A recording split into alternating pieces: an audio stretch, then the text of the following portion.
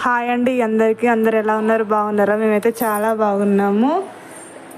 నేనైతే ఇడ్లీ ఇలా రేషన్ బియ్యంతో ఎలా చేయాలో ఎలా చేసుకోవాలో అయితే చూపిస్తాను చూడండి.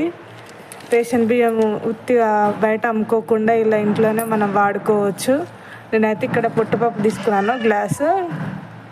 మా అమ్మ అయితే ఊరి నుండి పంపించింది.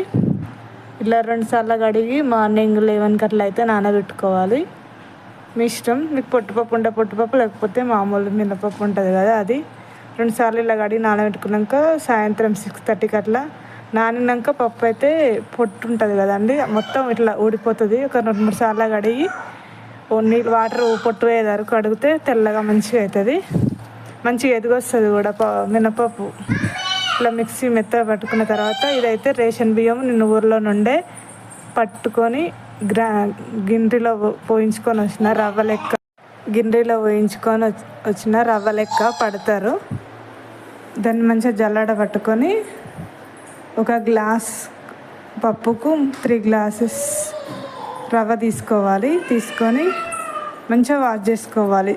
ఏదన్నా ఉన్నా మంచిగా అవుతుంది. 2-3 సార్లు వాష్ చేసుకొని ఈ రేషన్ బియ్యం రవ్వకి మినపప్పు కొంచెం ఎక్కువ తీసుకున్నారనుకో టేస్ట్గా బాగుంటుంది. వేస్ట్ కాకుండా బయట అమ్ముకునే బదులు ఇంట్లోనే ఇలా యూజ్ చేసుకోవచ్చు. టేస్ట్ కూడా బాగుంటుంది, మెత్తగా మంచి కలర్ బాగుంటుంది.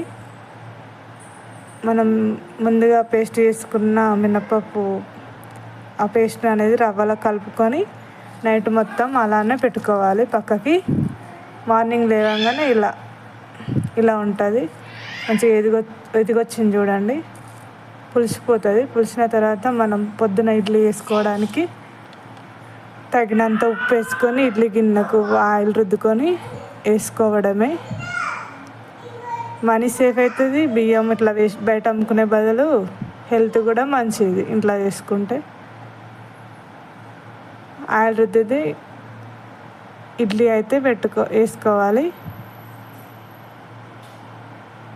అంతేనండి, ఇడ్లీ రెడీ. ఇందులోకి కారం పొడితోని చట్నీ, పల్లి చట్నీ అయినా ఏ చట్నీ అయినా బాగుంటుంది. ఓకేనా? వీడియో నచ్చినట్లయితే లైక్